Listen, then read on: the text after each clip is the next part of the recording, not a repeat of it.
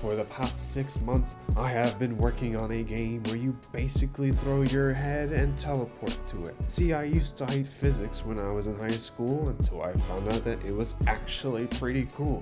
In my opinion, school does an amazing job at making physics seem so boring. Anyways, terrorizing crocodiles and pigs gave me the inspiration to make a projectile kinematics side scroll. So then I was off on this new and exciting adventure. My first 2D platformer. What could possibly go wrong?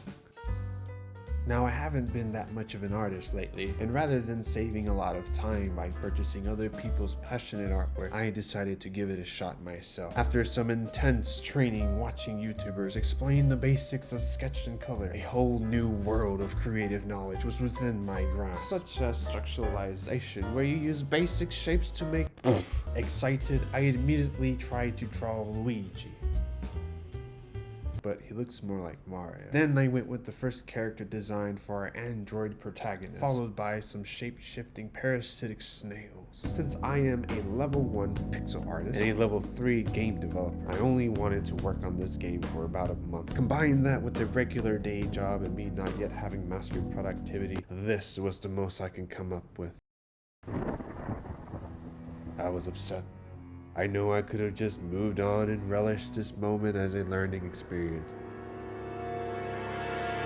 But then, a great evil from within latched itself onto my consciousness. It was the same demon that let scope creep consume me in my last projects.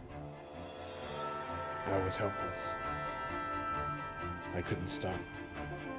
These creative urges were too powerful. I just wanted to make this a more immersive physics experience. So I added in Cartesian vectors that appear whenever velocity occurs and prototyped this echo effect to resemble speed whenever the head is disconnected. I mean, it's just a few things, right? There's absolutely no need to add anything else. Video games, physics, what's the difference? They're both alike. Snap your fingers at my genius, pass me the mic. Psych!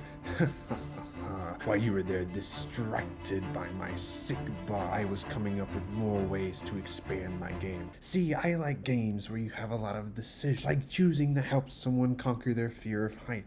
So how do I create an environment that depends on these concepts and then let the player choose how to interact with it? If only there was another inspiration.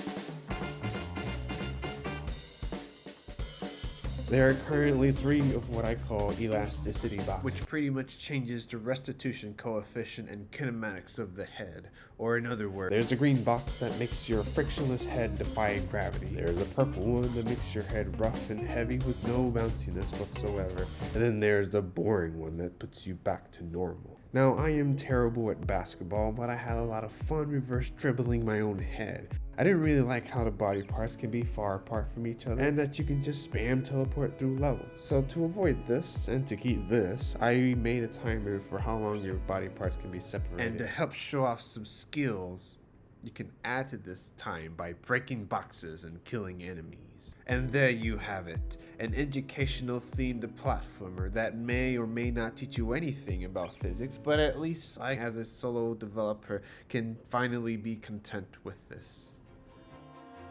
Or so I thought.